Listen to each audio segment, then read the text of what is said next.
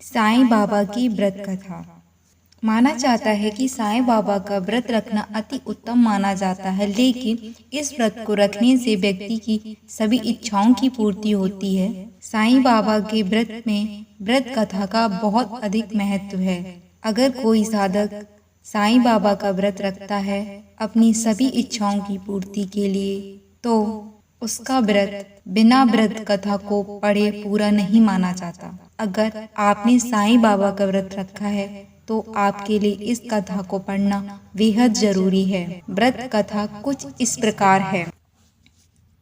कन्या का विवाह संपन्न हुआ। शांति बहन की बेटी अनीता वैसे तो बहुत गुणवान थी, परंतु श्याम वर्ण थी। ऊपर से शांति बहन के पति की आर्थिक स्थिति भी साधारण थी। बड़ा दहेज दे सकने की उसकी हैसियत नहीं थी। अनीता की उम्र विवाह योग्य हो गई थी, पर उसकी शादी हो नहीं पा रही थी। धीरे धीरे उसकी आयु के साथ माता पिता की चिंता बढ़ने लगी। अनीता खाना पकाने, सिलाई कढ़ाई आदि सभी कार्यों में बहुत कुशल थी। उसने एमए अंग्रेजी से भी किया हुआ था। स्वभाव से भी वह समझदार और हंसमुख थी, पर फिर भी उसे योग्य वर नहीं मिल रहा था। एक दिन अनीता पड़ोस में अपनी एक सहेली के यहाँ गई तो देखा वह एक पुस्तक पढ़ रही थी। अनीता ने पूछा, क्या पढ़ रही हो? तब सहेली ने कहा, यह साईं बाबा व्रत की किताब है।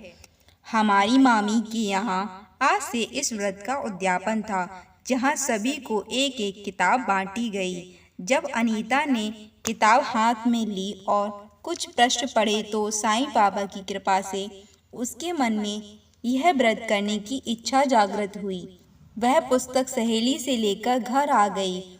गुरुवार को सुबह 11 गुरुवार तक व्रत करने की मन्नत मांगकर अनीता ने साईं बाबा व्रत करने का संकल्प लिया। विधि पूर्वक व्रत शुरू किया और आश्चर्य, उसी रात उसके मामा जी एक अच्छे घर के पढ़े लिखे सुसंस्कारवान डॉक्टर लड़के का रिश्ता लेकर आए। अनीता की मामी और लड़के की माँ बचपन की सहेली थी। वह अनीता की मामी ने लड़के से सीधे बात कर ली थी। अनीता के बारे में सुनकर लड़का बहुत उत्साहित था। उसे अनीता जैसी ही पत्नी की तलाश थी, जो पढ़ी लिखी व गुणी हो और उनके साथ कदम से कदम मिलाकर चले। अनीता यह सब जानकर बहुत खुश हुई। एक ही माह में सादगीपूर्ण समारोह में अनीता का विवाह संपन्न हो गया। श्री साईं बाबा ने जैसी कृपा उन पर की, वैसी सभी पर करें। जो इस व्रत कथा को पढ़े और सुने, उसकी सभी मनोरथ सिद्ध हो जाएं। ओम श्री साईं।